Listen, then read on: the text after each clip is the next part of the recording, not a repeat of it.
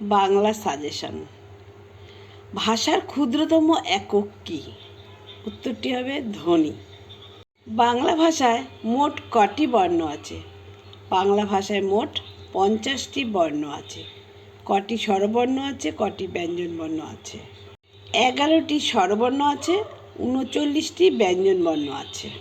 কারক চিহ্ন কটি? কারক চিহ্ন 10টি। বাংলায় বর্ণমালা পূর্ণমাত্রার বর্ণ কটি? 32টি। অর্ধমাত্রার বর্ণ কটি? 8টি। মাত্রাহীন বর্ণ কটি? 10টি। অঘোষ ধ্বনি কাকে বলে? যে ধ্বনি উচ্চারণের সময় স্বরতন্ত্রী কাঁপে না তাকে বলে অঘোষ ধ্বনি। ঘোষ ধ্বনি কাকে বলে? যে ধ্বনি উচ্চারণের সময় স্বরতন্ত্রী কাঁপে তাকে বলে ঘোষ ধ্বনি। অল্প প্রাণ ধ্বনি কাকে বলে?